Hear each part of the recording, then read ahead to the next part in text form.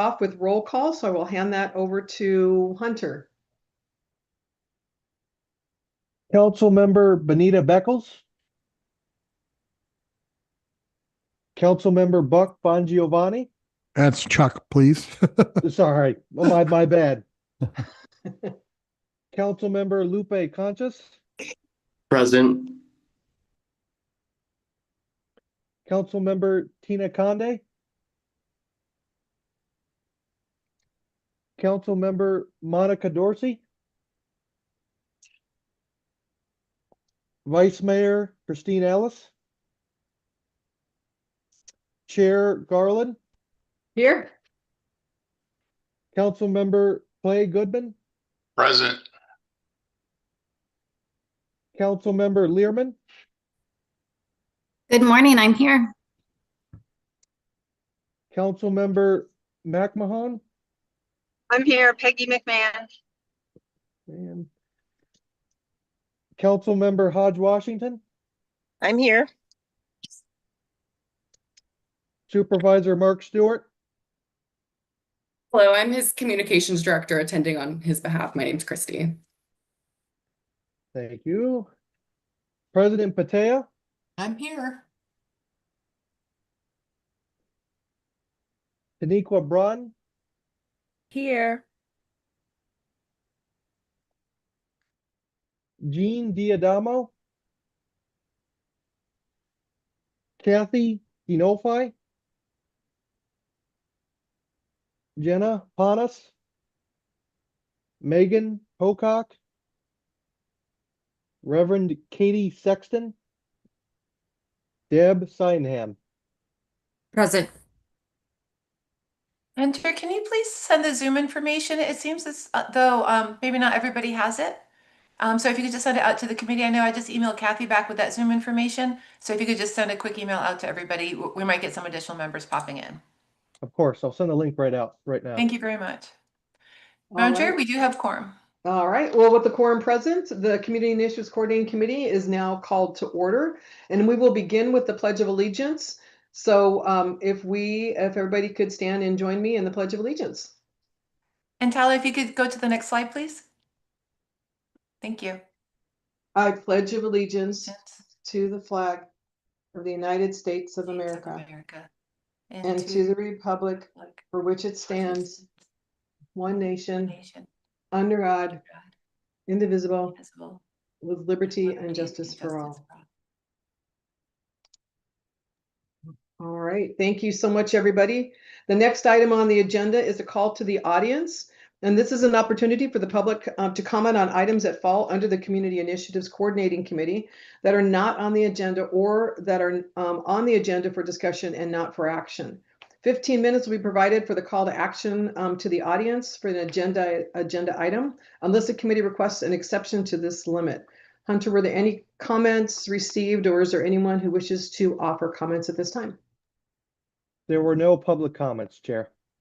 All right, seeing as there is none, then we will move on to our next agenda item, which is for information only. Are there any items for information? None?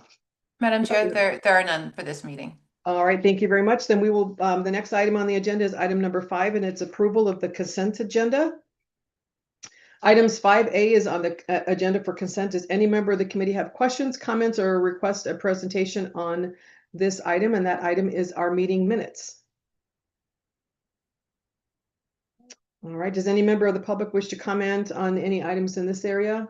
I don't think we have anybody joining us. All right, could I have a motion to approve consent agenda item number 5A? So moved. Blake Goodman, City of Buckeye, so moved.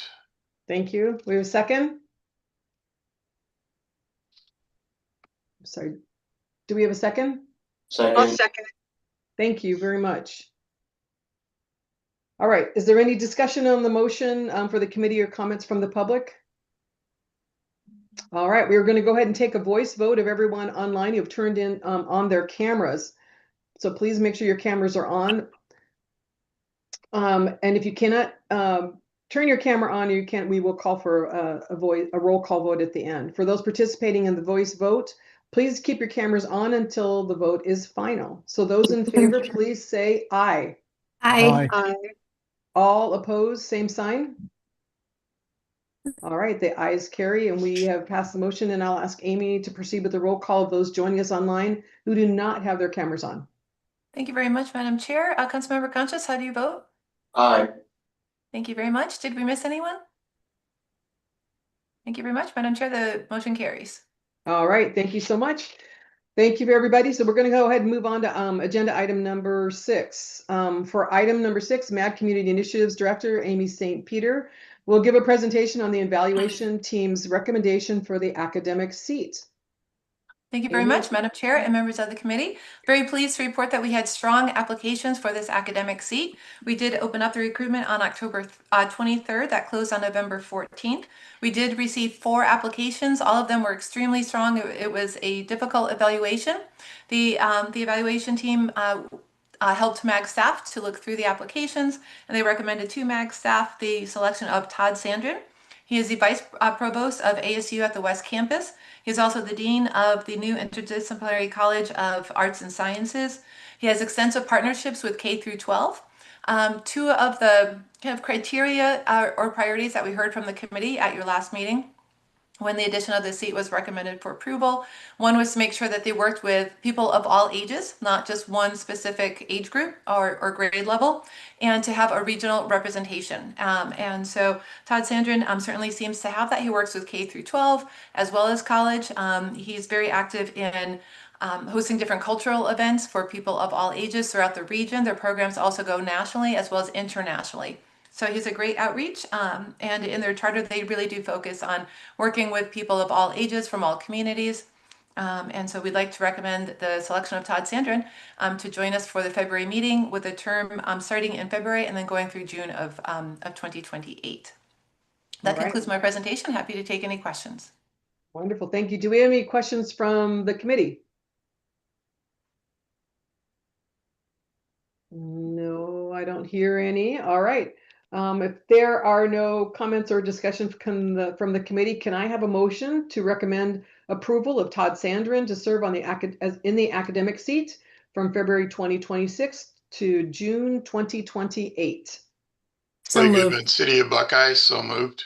Thank you. And Deb, did you second? Yeah. All That's right, I fine. appreciate it. Thank you so much. Sure. Is there any discussion on the motion? All right, hearing none, we will take a voice vote of everyone online who have turned on their cameras. Those online who do not want or cannot turn on their cameras will have an opportunity to participate in a roll call vote after the voice vote is done. For those participating in the voice vote, please keep your cameras on until the vote is final. So those in favor, please say aye. Aye. And those opposed, please say nay. All right. Amy, will you be able to proceed with roll call who didn't have their cameras on? Thank you, Madam Chair. Councilmember Concha, how do you vote, please? Aye. Thank you very much. The motion carries, and I would like to recognize that Kathy Denolfi has joined the session as well. All right, wonderful. Thank you so much. Thank you, everyone. I'm looking forward to having him join our meeting in February. So thank you, Amy, for everybody's work in bringing us our academic seat. I think it's going to make a good difference to our committee. So now we're going to, for item number 7, MAG Human Services Planner Matt Finley will be giving us a presentation on the Continuum of Care Notice of Funding Opportunity.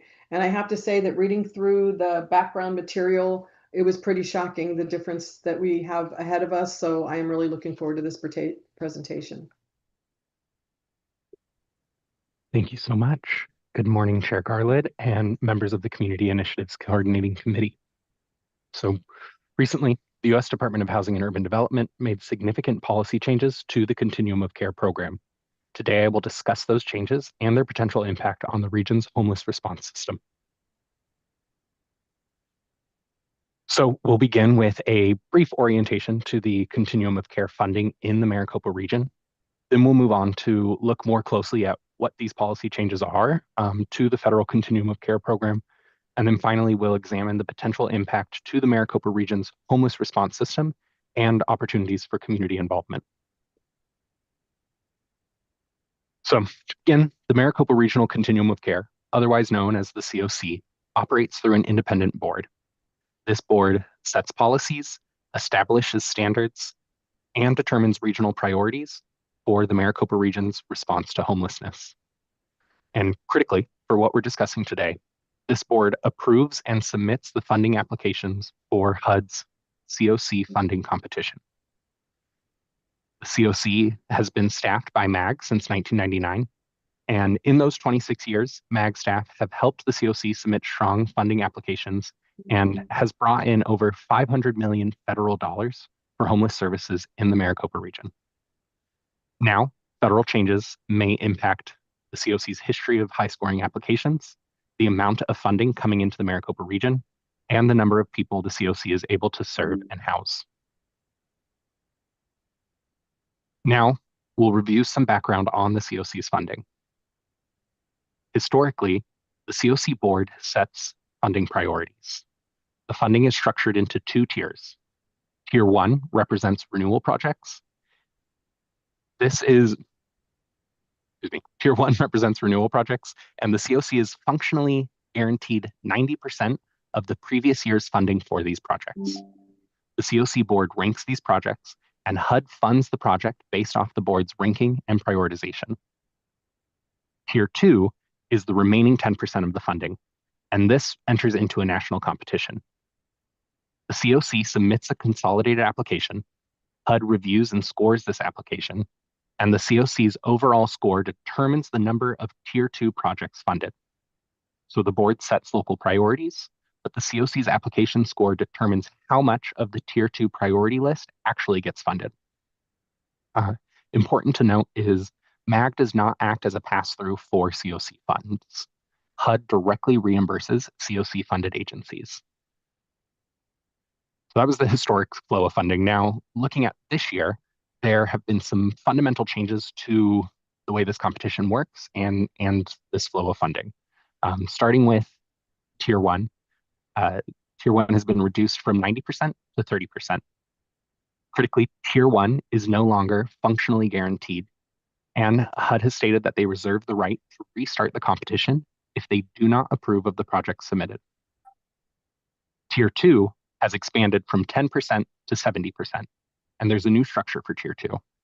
Now, it's unknown how the COC's application score will factor into the results, and Tier 2 projects now compete independently at the national level. HUD has also stated that they can re-rank projects submitted in Tier 2 based on HUD's priorities. So while this may look like a new way to provide the same funding, this is a considerable shift. The COC has gone from 90% of its funding being essentially guaranteed to none of its funding being guaranteed. The entire homeless response system is at risk in ways it has never been before. And I'll dig into what these risks are and the potential losses later on in the presentation. Now, what you see on the screen is a graphic showing the current award for the fiscal year 24 funding competition. This award is approximately $52 million, and it funds 27 different projects. HUD executed contracts with projects at different points throughout the year, and this has created a staggered timeline for renewal needs. Some contracts end as early as February of 2026. The reason it's important to call this out is projects may experience gaps in their funding before awards from the fiscal year 25 funding competition are announced. Also wanted to note that MAG's contract as collaborative applicant for the COC runs through December of 2026. Now, wanted to provide a clear timeline of how we got to this current moment. In January of 2025, HUD awarded the region 2 years of funding meant to cover both fiscal year 24 and fiscal year 25. In July of 2025, HUD rescinded the second year of the grant award. This rescission met minimal pushback because while HUD had announced the 2-year award and included it in the fiscal year 24 funding competition, they had not yet included it in any formal contracts with funded agencies. On November 13th, HUD released the FY25 funding competition with the significant changes we are highlighting in this presentation. And today, the COC is actively preparing the Maricopa region's application and working to maintain current funding levels under this new competition structure. So now that we have some of that background established, let's dig into the specific funding and policy changes HUD has made to this year's fiscal year 25 funding competition. The competition was announced on November 13th of 2025. Our region's consolidated application is due to HUD on January 14th of 2026. That means local applications from individual projects need to be submitted back to the COC by December 5th of 2025. This is an extremely tight timeline for both project applicants and COC staff. HUD has made $3.9 billion available nationally through this competition. That is an increase from last year. However, HUD's NOFO language has signaled that an increase in total federal program funding does not mean an increase in local funding. We cannot assume that because the national pot is larger, the Maricopa region will see any more funding. Awards are expected to be announced at the earliest in May of 2026. However, based on past experience, the actual timeline may be much longer. Now, there are 5 key changes to the funding competition that we'll highlight today. That includes significant policy changes, reduced funding for permanent housing, shifts from local to federal control, new threshold and project requirements, and an emphasis on new performance metrics. So first, a look at the significant policy changes HUD is implementing through this funding competition. These changes represent a departure from long-standing bipartisan policies. Most notably, HUD is abandoning Housing First. Housing First was established during the Bush administration and has been the cornerstone of federal homelessness policy for nearly 2 decades. The COC adopted and championed Housing First policies. Housing First principles are straightforward. Provide housing and services quickly, because stable housing creates the foundation people need to address health issues, gain employment, and work toward housing stability. Housing First is being replaced with a new focus on enforcement and supportive services only. The new approach emphasizes housing as a reward for behavioral compliance, whether that's participation in programming or improved interactions with law enforcement. Additionally, there is now a prohibition on racial and gender equity work that was required by the previous administration. Agencies that complied with previous equity standards will be scored lower in their application in the national competition. Now, second is reduced funding for permanent housing. HUD has substantially reduced the amount of funding that can go towards permanent housing interventions like permanent supportive housing and rapid rehousing. And as you can see in this breakdown of our current COC funding, the majority of the COC's resources go toward permanent supportive housing and rapid rehousing. These are the programs that actually house people. So they provide the rental assistance and supportive services that allow individuals and families to maintain stable housing. Important to consider as well that individuals in these projects have the highest need and obtain the best outcome through these housing interventions. Now, HUD has put a 30% cap on funding for permanent housing interventions. Locally, that means the Maricopa region is looking at a potential loss of $34 million in federal dollars and approximately 1,400 permanent housing units. In an attempt to meet new HUD priorities, COC is attempting to shift $34 million worth of permanent housing to transitional housing. However, this transitional housing funding is not guaranteed. Under the new Tier 2 structure, these projects will compete individually at the national level. If the COC is not awarded this transitional housing funding, the Maricopa region will experience a direct loss of housing units. This means more than 2,000 individuals who are currently housed could become homeless again and be forced onto city streets. The third change is a shift from local control to federal control. So as discussed earlier in the funding background slides, fiscal year 24 included 90% of funding in Tier 1 and 10% in Tier 2. Fiscal year 25 has shifted that to 30% in Tier 1 and 70% in Tier 2. This alone represents a massive reduction in locally controlled funding. And beyond this structural change, HUD has reserved the right to cancel this funding competition and restart the process if they do not approve of the applications received. Additionally, HUD has emphasized that organizations that believe they were discriminated against by the local COC can apply for funding directly to HUD, bypassing the COC's prioritization process entirely. At this point, we have no clarity on whether projects funded through this direct to HUD pathway will still be subject to COC monitoring and coordination requirements, or whether this pathway will reduce the total available funding for COC prioritized local projects. Now, the fourth change is new requirements for COC funded projects. HUD is mandating that all housing projects will require clients to participate in at least 40 hours of service a week. If projects cannot meet this requirement, HUD will disqualify the project from the funding competition. The COC must ensure that at least 30% of projects submitted for funding offer on-site substance use treatment services. Additionally, HUD has stated that they can disqualify projects from the funding competition based off items like public media reports or a project's history of activities that HUD disagrees with. It is unknown exactly how these items will be used to disqualify projects. Now, the fifth change we're highlighting is an emphasis on new metrics. HUD will be using new application scoring criteria, and this includes items within the control of the COC, like board membership and composition and partnership development, as well as items outside of the control of the COC, like region-wide camping bans and compliance with the Sexual Offender Registration and Notification Act.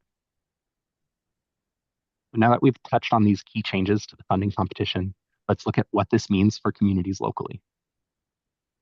This graphic shows the COC's current fiscal year 24 funding, and the items in red are at risk of losing or decreasing funding. HUD's new restrictions and requirements will decrease the amount of funding for housing in the Maricopa region.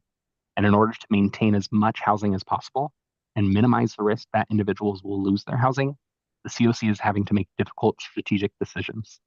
This includes deprioritizing COC administrative functions like coordinated entry. Now, due to a reliance on federal funding, the region is particularly susceptible to changes by HUD. These changes are expected to negatively impact the region in the following ways. That includes a loss of most permanent housing units, which then will lead to an increase in unsheltered homelessness, which will put greater strains on local governments to address homelessness. This also leads to a dismantling of the homeless response system as providers shut down programs and lay off staff. And all of this will culminate in cost increases for law enforcement, emergency services, and public health as they respond to the increased street homelessness. Now, to minimize any potential impact, the COC is taking several different actions, and here are a few of them. COC is working to move permanent housing projects to transitional housing projects. This is to be in line with HUD's new priorities and with the goal of maintaining units for people currently housed. The last thing the COC wants is to exit anybody from housing back into homelessness. The COC is attempting to maximize the number of points the Maricopa region's consolidated application receives in the funding competition. Some of those actions include expanding the COC board membership, increasing the COC's public presence, and developing formal relationships with substance use treatment partners through MOUs. And finally, if funding is significantly reduced, the COC is preparing contingency plans to address these funding gaps and minimize farm to clients. Now, we know this is a lot of information.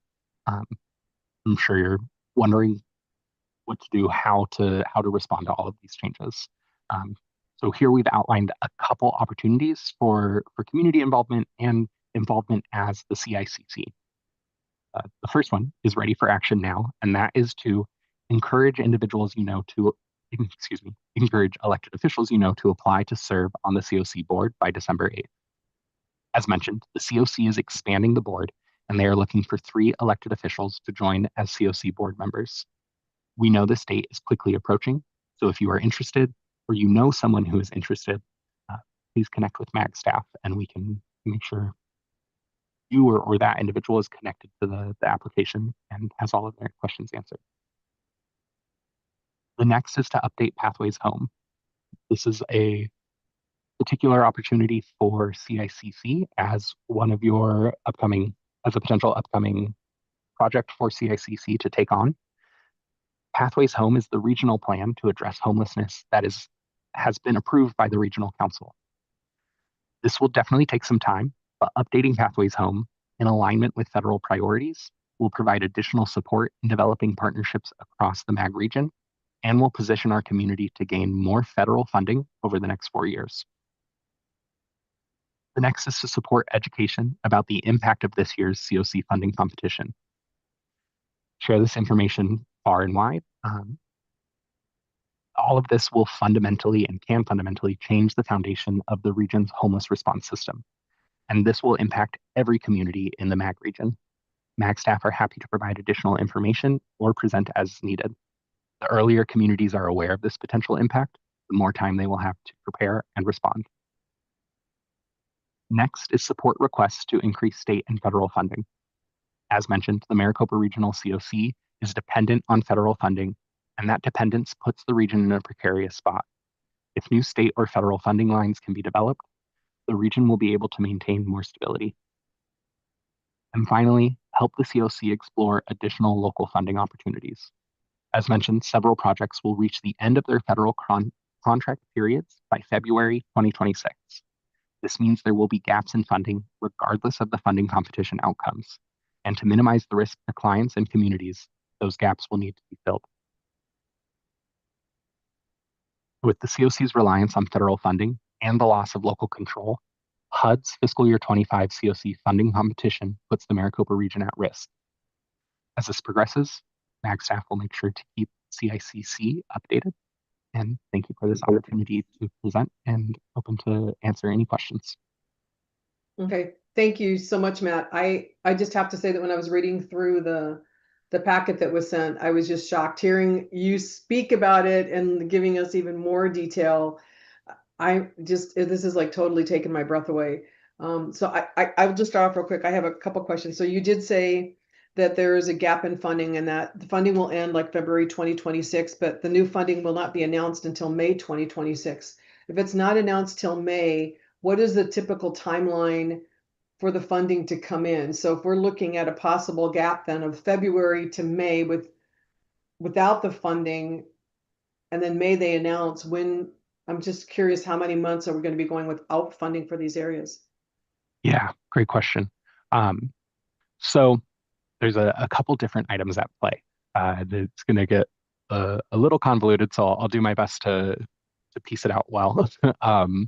But when we are looking at renewal projects, so those would be the projects whose gaps we need to fill, who some of their contracts end in February, some other contracts proceed through the end of the year as well.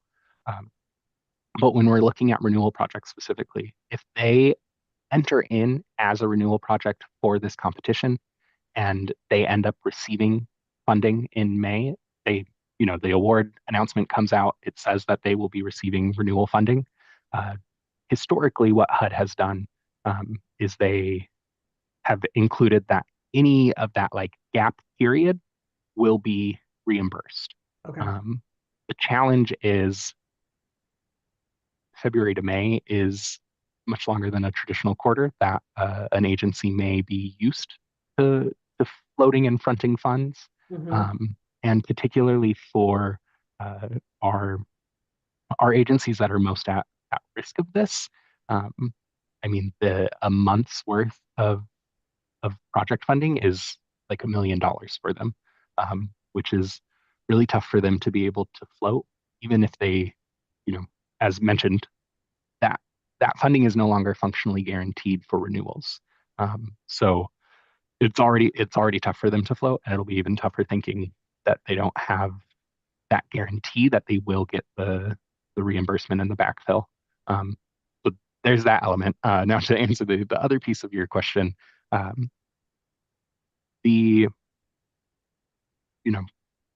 HUD moves at different rates in different years. So most recently this past year, HUD announced the funding awards in early January. And as we know, we transitioned into a new administration in late January.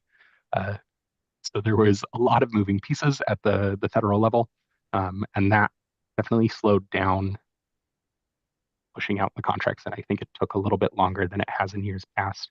But I think it's not inaccurate to say the average when things are going as expected is 2 to 3 months for contract execution. Okay, no, I appreciate that. Thank you. And then one other thing, and I'll open up for questions. Would we be able to get like a one-sheeter, something from you about all of this? Because I think in order, I would love to share this with as many people that I know and really share it with our local agencies too, for people to understand what we are looking at coming ahead. And really, I'm sorry, but this is frightening. And so if we could get one sheeter that we could send out, that would be really helpful. But I will go ahead and open it up. Does anybody have any questions or comments for Matt? Please just go ahead and jump in. Yes, Deb. Yeah, I have a question, and I thank you for that overview, Matt. That was chilling to say the least. The note in there, you mentioned that about 3 seats for 3 electeds. On the C, encouraging folks for the COC board, and that the deadline for that is December 8th. Has that information already been, excuse me, disseminated broadly to folks in the region? And if so, in what ways was it shared? Just so that I don't want to suggest something that's redundant. Chair Garland, members of CICC, thank you, Deb, for that question. Yes, this information has been distributed. So, I mean, kind of at the most simple end, we've distributed it through our listserv and kind of the channels that we normally go through to announce COC board openings. But additionally, there has been specific outreach to council members, elected officials, excuse me, across the region that we believed would be particularly interested in serving on the board. I also saw that Amy went off mute, so I'm going to hand it over to her. Thank you so much, Chair and members of the committee. Deb, thanks so much for that question. We appreciate any assistance that you can give. We have received some applications, but we are wanting to make sure that we have applications for each kind of seat. We are looking for one from the East Valley. I do understand that we have at least one application for the East Valley. We do need one for the West Valley. We don't have one there yet. We've been in communication with an elected official. It can be from Phoenix or from the county. And we do understand that hopefully that one application is coming in there. But particularly in the West Valley, we could really use any kind of assistance. We are also looking for law enforcement. We're looking for 2 law enforcement seats. I think we might have one there, but if you know of anybody from law enforcement, we'd love to have folks come in for that opportunity as well. They can be hopefully from different parts of the region. So East Valley, West Valley, Central County. So if you know anybody in law enforcement, any elected officials, particularly from the West Valley, I know we have some here from the West Valley. We'd love to see you apply. And particularly that one-on-one outreach is really important. So if you know of elected officials, people in law enforcement, that would be fantastic. We're also starting up a faith advisory group. So if you know of anybody who might be interested in serving on a faith advisory group, we do have a few members. We'd love to have more. With this administration, they really see it as a priority, and we agree the faith community is a great partner in this space. And so we're excited to be able to have the faith advisory group as another opportunity for the faith community to participate.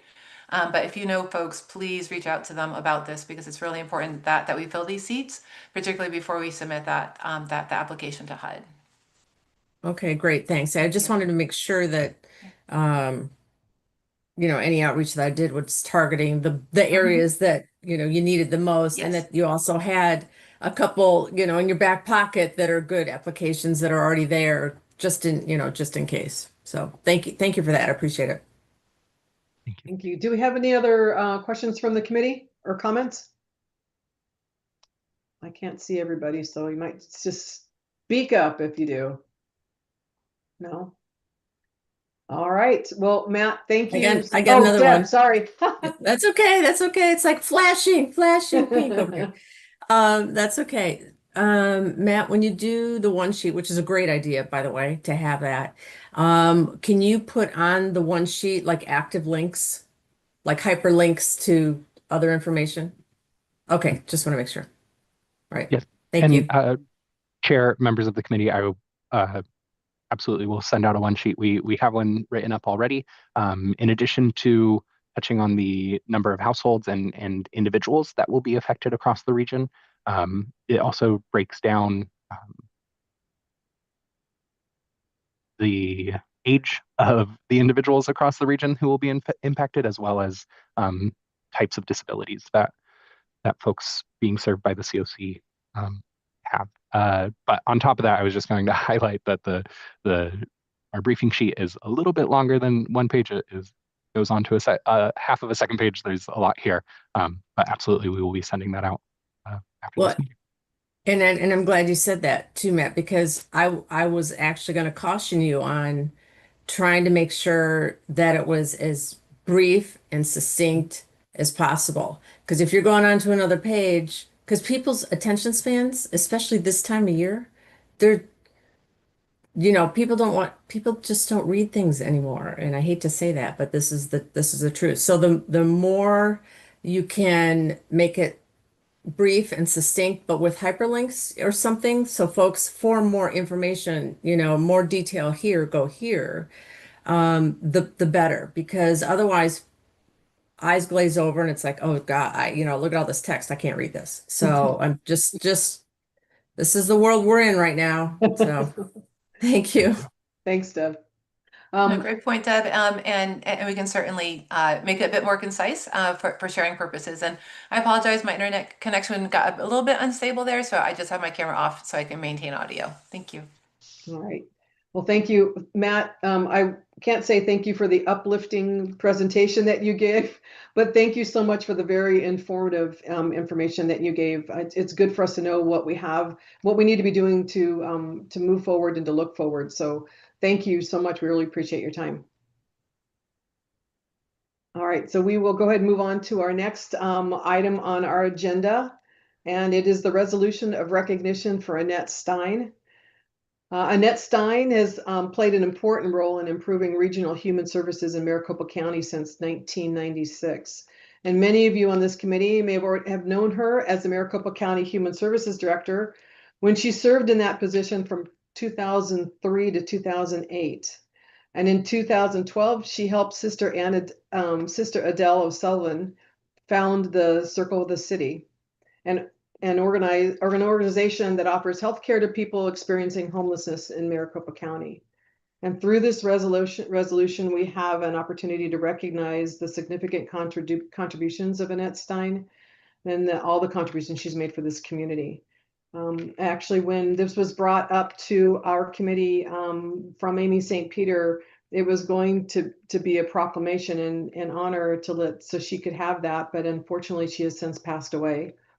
So we recently received the tragic news that Annette Stein passed away from lung cancer on Friday, November 28th. So at this time, I would just like to invite everyone to join me in a moment of silence to honor Annette Stein.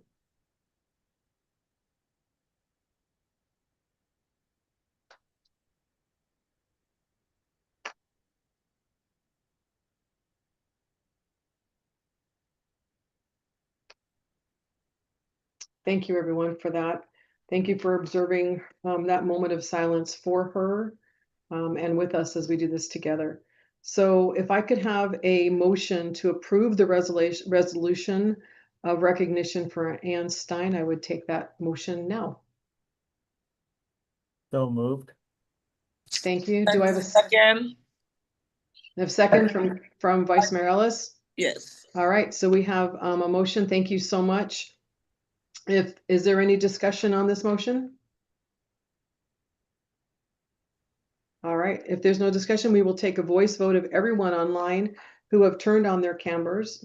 Those online who do not want to or cannot turn on their camera will have an opportunity to participate in a roll call vote after the voice vote. For those participating in the voice vote, please keep your cameras on until the vote is final. So those in favor, please say aye. Aye. Aye. All opposed, please say nay. All right. Amy, can you proceed with the roll call vote? Yes, Chair. Councilmember Hodge Washington, how do you vote, please? Yes.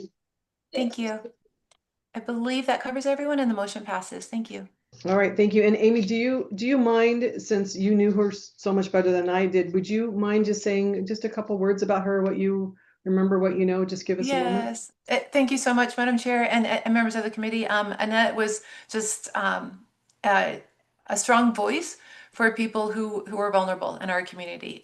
She worked very, very hard to help form the Human Services Campus, now known as Keys for Change. She worked hard to start Circle the City. Whenever there was a need, Annette was there. And so we really appreciate all of her time. And to let you know as well how much it meant to her that her service was recognized. She was very humble, and as she was in her final days, she was surrounded by family and friends.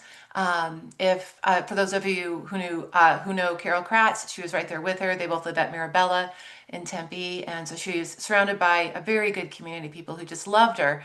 But she was very humble, and so not everyone knew all of the work that she did.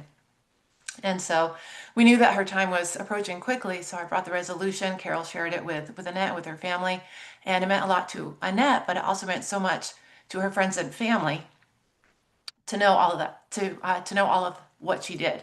So thank you very much for passing this resolution. It was shared with her kind of in draft, with hopes that you would approve it today. But it's so important because the work that we do is so hard, and it's important to know that the work matters. So thank you for your support. Thank you so much, Amy. Really appreciate that. All right, so we will go ahead and move on to our next agenda item, which is a call to action. The deadline for the call for projects is coming up on January 6th, 2026. Please share the call for projects with your constituents if you haven't done so already, and remind anyone who you are sponsoring to submit their applications before January 6th. If you or anyone from your city has any questions about the call for projects, please reach out to the MAG staff and they will be able to help you. And we are excited to see what kind of projects and innovative ideas are coming from our community members. And I am really excited. Do you have anything that's been turned in so far, Amy? I'm just curious. Madam Chair and members of the committee, we have received some questions about it, which is fantastic. We've had at least one meeting about a possible project for this. So people are looking at it and we're excited for that. We're still a month out, so we would not have necessarily anticipated receiving proposals this early in the process.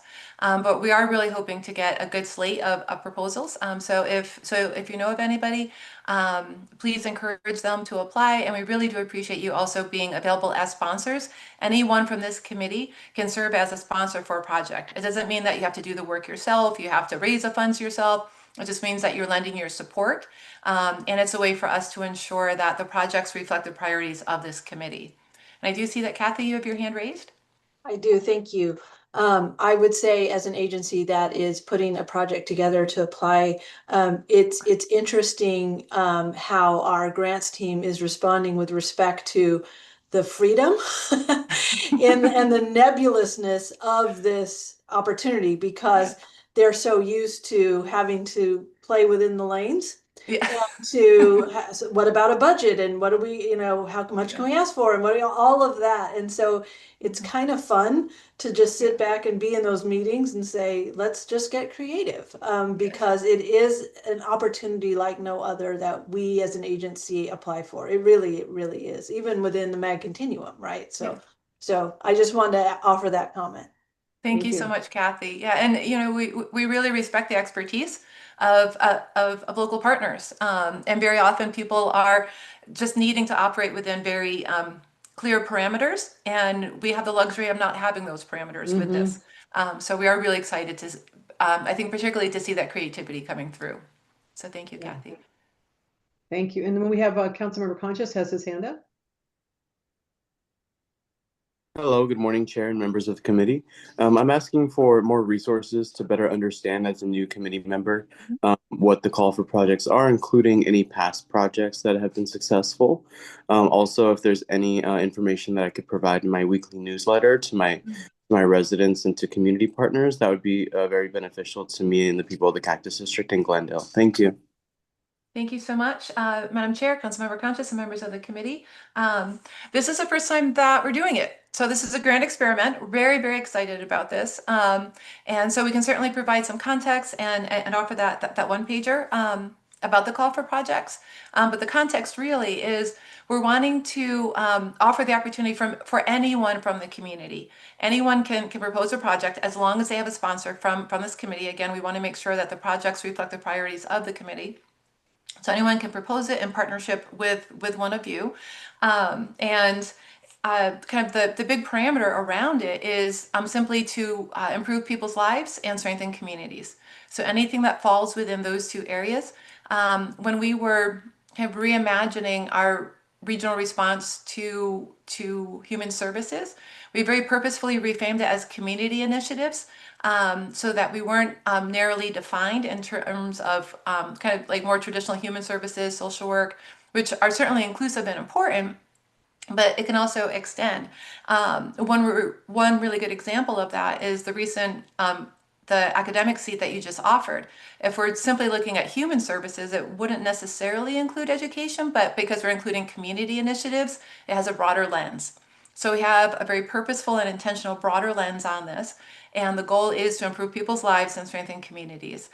So we'd be happy to send out some more information that's concise, maybe a paragraph or two, that could be added into a newsletter, social media, any kind of emails that you might be sending out. But we are hoping for a good slate of possible projects. Some of them we'll be able to take on directly. Others we might look to our community partners who might be better suited to take on a project. And then some, maybe it's just not the right time. One question that we have been getting is, do we have funding? And the candid answer is no, but we are committed to helping to secure funding to launch projects. And so once we know what the projects are, we can take a look at what grant opportunities or kind of sponsorship opportunities might be available. And then we'll help to actually write the grants and to secure the grants and bring those in. So excited about it, a little nervous about it, candidly. But I think it will be really exciting to see the creativity and the ideas coming forward from the community and from you as committee members as well. So thank you. All right. Do we have any other questions? All right, so one other thing I want to just to remind everybody is the link is on the line, but please share the community conversation toolkit as often as you would like. It's on the screen right now and it's in your notes also. All right, so we'll go ahead and move on. And the next thing we have is, as we wrap up here, is a request for future agenda items. Does anybody on the committee have any other action or discussion items for future meetings? None. All right, we got enough going on. Oh, and just real quick, one of the things that Matt had mentioned is about Pathways from Home being one of our projects. The call is that do we have to do something that for this committee as a call to projects to make sure that that is part of it, or are we just doing that part? Sorry, I was going to ask that earlier. I forgot. Madam Chair, great question. We're actually in communication with a committee member, and if they want to share any information about it, we're happy to have you do so. But yes, we are in communication about drafting a proposal for the call for projects to redevelop and to update Pathways Home. So that work is in progress, and we'll be happy to share that as it moves forward. Okay, great. Councilmember Conscious, do you have another question, or is your hand up? Yes, I have. Go ahead. Some of us are going to be going to the Washington, D.C. NLC convention in March. And I don't know if this is the appropriate place, but I would like to coordinate a meeting with HUD while we're there. So if anybody would like to help with that, if that's part of this committee or not, that is the suggestion that I have. Are you talking about the National League of Cities conference in March? Yes. Yes. Yes, I can talk to Amy, but work with you 100%. I think that would be a really great thing for us to be able to do. Thank you so much for that suggestion. I agree. I am on the executive committee board, and we have a meeting next week to talk about things that we're going to be doing moving forward with the National League of Cities. So I will absolutely bring that up. That's a great idea. All right. And Debbie, you had a question up? Your hand up? Yeah. In looking through, and this kind of is a bit of a go back to the meeting minutes and whatnot, the conversation presentation that Allison Cook Davis did from Morrison at the November meeting that I unfortunately had to miss, but was there discussion about putting that on a future agenda for like an update or progress, or because they're doing all those surveys and polls and whatnot. I think it would be interesting to kind of keep, informed along the way of the results of their work, because they always do such strong work at Morrison. So I just wanted to ping that out there. And I don't know that February, that's not enough time lapse probably in between, but I don't know if there's a target for us to put it on a future agenda. But that was it. Thank you, Madam Chair. Yeah, thank you. And I think when they were there, we actually asked them if they would come back and present, but I don't think we have a date for that. So I'm sure, Amy, you'll be able to help us with that. Yes, Madam Okay. Chair, I would be happy to. I know that they're releasing their second poll right about now, actually, because they had said this fall. And so I'll see when they'll have the results and when they'll have the analysis ready. And then I'll make sure that we get them to come back at that time. But thank you, Debbie. It was a great presentation and a really great partnership with them around that. Okay. Yeah. Great. Yeah. Thank you. And maybe so if we say that we're going to put it on the agenda, they'll say, "Oh, we better get our work done." Give them a target. A little nudge. I always work. little I always nudge. work best with deadline dates. So Yep. Definitely. Okay, so we'll go ahead and move on to comments from the committee. The final item for today's agenda is comments. Does anybody in any city, any area would like to say something about what's going on in their community? Want to share anything with us? No? Madam All Chair. right. Yes, go ahead. I'm so sorry. Madam Chair. Yes, go ahead, Vice Mayor Ellis. Oh, this Saturday we having our parade, and then the lighting of our tumbleweed tree. So if anyone, this is our, I think, 65th year of doing this event, and the lighting of the tree, that is, and the light parade, it's going to be amazing. We're looking forward to doing this again this year and bringing all the community. Usually we have about 20,000 or more people in attendance. We would love to have any one of you come and join us, spread the word. And if you're going to come and join, please send me an email. I will make sure that you walk with us down, because Mayor and Council, we have our first fire truck that Chandler ever had. It's a little tiny little truck where we walk with that as far as the mayor and council is concerned, and put some of the kids on there. But if you would like to walk with us, we would love to have you reach out and let me know. Then I'll make sure that you are with us. Thank you. That sounds wonderful. Thank you. And I think we had one other person that was going to mention something. That's me, Vice Mayor, Amy. if I may. I just wanted to defer to any other committee members who might have announcements, but when those are done, I'm happy to jump in. If Okay. now's a good time. Go ahead. Councilmember go ahead. Conscious has his hand up. I can go after him. Councilmember Conscious, you're up. Hello, Chair. I just wanted to mention something that is a big win for myself with the Cactus District.